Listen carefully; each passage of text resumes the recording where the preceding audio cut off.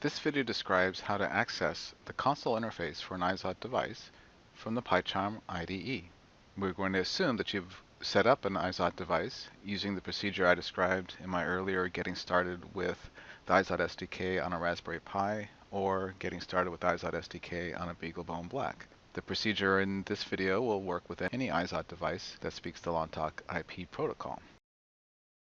There are several ways you can find out the IP address for a device running the IzoT SDK. For example, the Raspberry Pi, you could attach a local display and keyboard and look to see what its IP address was. Or you can do what we do here. So what we do here is we run a standard Wi-Fi access point and plug the Raspberry Pi directly into the access point, and we also have our PCs then talking to that access point. So the PC I'm using here is talking to a local access point in my office, and that access point in turn is talking to my Raspberry Pi that I created in the previous video on getting started with the IzoT SDK. Each access point has a way to display the devices that it is serving an IP address to.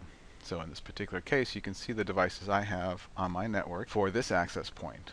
Alright, so the way I got to this status screen is I clicked on the client's button here, and that then showed all the devices that my access point has provided addresses to. One of those is the one that says IzoT Dev 3049. That's the device I just created in the Getting Started video, and I can see its IP address is 192.168.70.60. So this is the IP address I will use in the next step, which is to access that device from the PyCharm IDE. Now your access point may have a very different user interface for providing this information, but there's typically some sort of table somewhere within your access point to tell you the IP addresses of all of its clients. So just look for that list, and as you add new clients, often there's a refresh button like this where I can get an up-to-date list. So if I add a new Raspberry Pi, that will show up in the list here. Next I'll start the PyCharm IDE.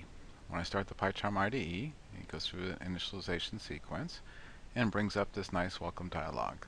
So the first thing I'll do is create a new project. I'm going to give the new project a name. We'll call this the IzoT SDK first project.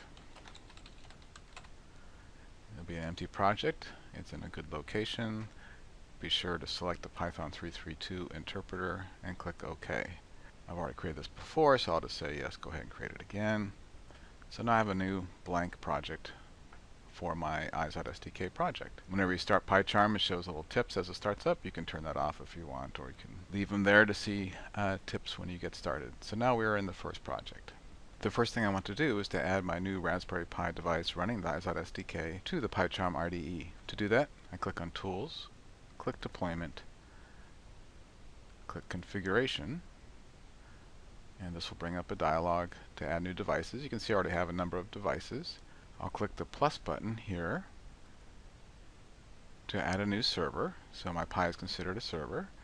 I give it a name. So in this case it's a DIO, so I'm going to call it DIO-60. Select SFTP for the type. That's the communication used with the Raspberry Pi. Click OK.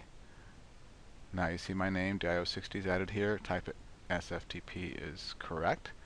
Now it needs to know the address so it can talk to that device.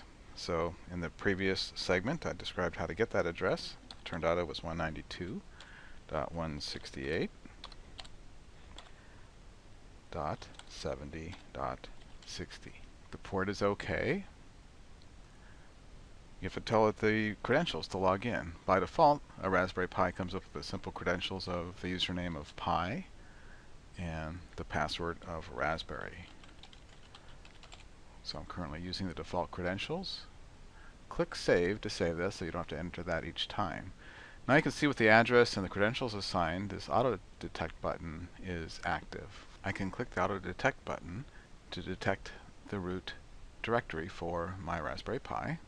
And so you can see it's logged into it and filled in the root path of home Pi. And the only other thing I have to configure is to click the Mappings tab here at the top, put a slash in here for deployment. That will help when we go to deploy files. I can go back to connection. I can click OK. Now I've created this new device called DIO-60. Now I'm going to make my window a little bit bigger just to make it a little bit easier to see as I open more panes within it. To open a console, I'll click the Tools menu, click Start SSH Session, and then pick DIO-60. If this is the first device you've created, you'll only see one device. You can see I've created many devices as I've been using PyCharm, so I'll click DIO60. Here at the bottom, you now see a new pane. At the top of the pane, you can see a tab that says 192.168.70.60. That's the IP address of my new device. It's logged into the device. This is just the standard login information for Pi by default. You can see the device comes up with a nice default name. So it'll be called IzoT Dev, and these last 4 digits are actually the last 4 digits of the MAC ID for the device. So that way, if you create a number of IzoT SDK devices, each one will have a slightly different host name based on its MAC ID. They don't have to be unique, but it's just, you'll find it very convenient if they are unique. And you can also change the host name. So you may want to change the name to match the name of the application that you're running. But by default, you'll get this name. Once you have the prompt in the console window, you can type in the IzoT stat command to see what is going on within the IzoT SDK.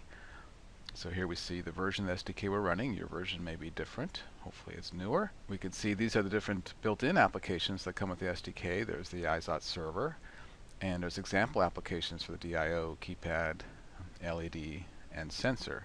So right now, they're not started other than PyDoc, which is what we use to display documentation within the SDK. In the next video, we'll see how to start an example application from this point.